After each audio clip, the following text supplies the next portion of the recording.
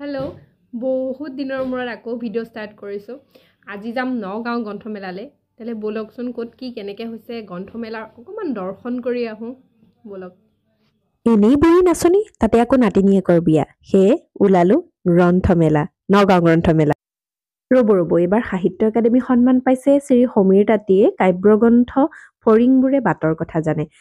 ইমান এক্সাইটমেণ্টত ৰৈ থাকোঁ নহয় মানে সাহিত্য একাডেমীৰ বাবে। এইবছৰৰ পৰা অহা বছৰলৈ আমি দুৰ্গা পূজাৰ দৰে অপেক্ষা কৰোঁ যে এইবাৰ সাহিত্য একাডেমী বঁটা কোনে পাব।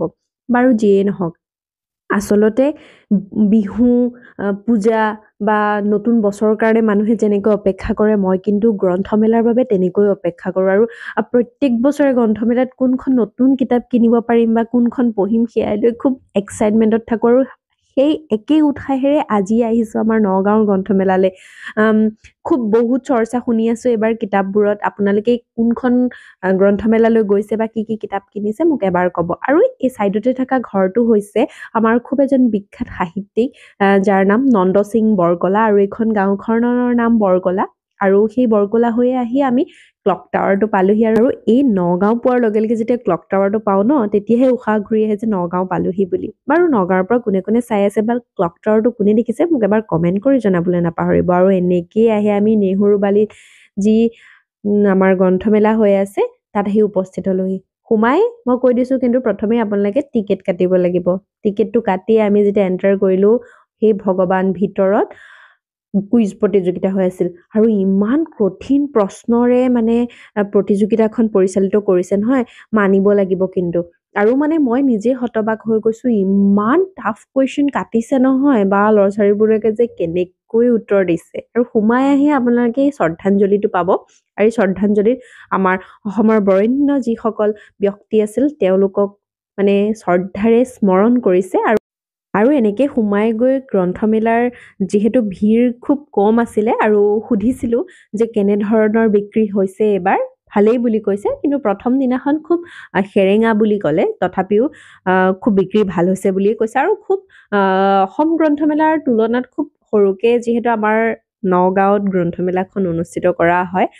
আৰু তেনেকৈয়ে ইয়াতে কিন্তু কিতাপৰ চাহিদাটো যে কম তেনেকুৱা কথা নহয়, দোকান কম হ'লে যে চাহিদাটো কম হ'ব তেনেকুৱা নহয়। মানে বহুত কিতাপ, এবাৰ দুখন কিতাপৰ নাম খুব শুনিছোঁ। প্ৰথমখন হৈছে অভিমন্যু আৰু দ্বিতীয়খন হৈছে কৌশিক নন্দন বৰুৱাৰ ৰাধা।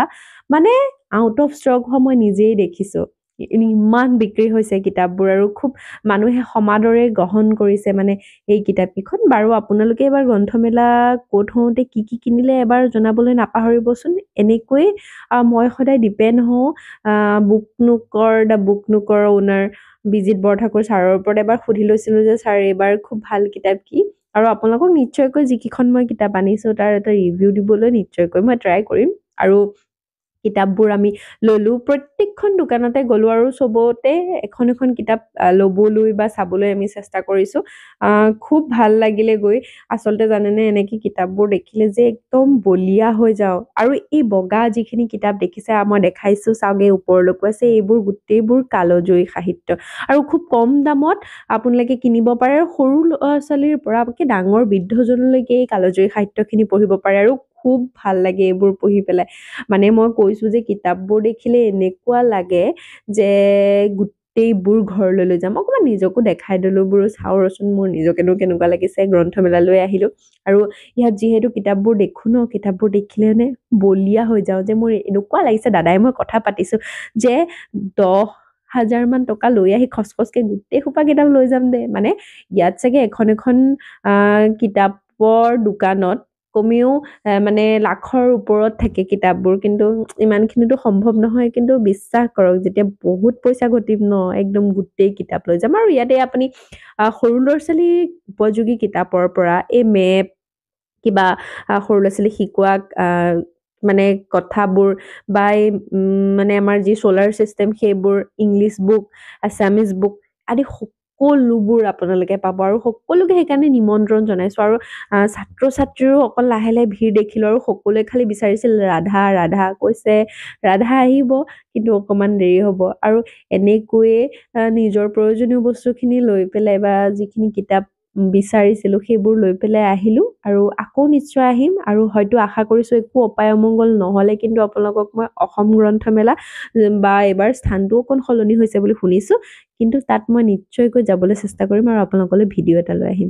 ইমানখিনিকে কৈ নগাঁও গ্ৰন্থমেলা আৰু গ্ৰন্থমেলাৰ পৰা বিদায় মাগি আপোনালোকৰ পৰাও বিদায় মাগিছোঁ। আপোনালোকে কোনে ক'ৰ পৰা চাই আছে এবাৰ কিন্তু মোক কমেণ্ট কৰিবলৈ নাপাহৰিব, যিহেতু ভ্লগিঙৰ মোৰ অভ্যাস নাই। এইখিনিকে কৈছোঁ আৰু আপোনালোকৰ পৰা বিদায় মাগিছোঁ।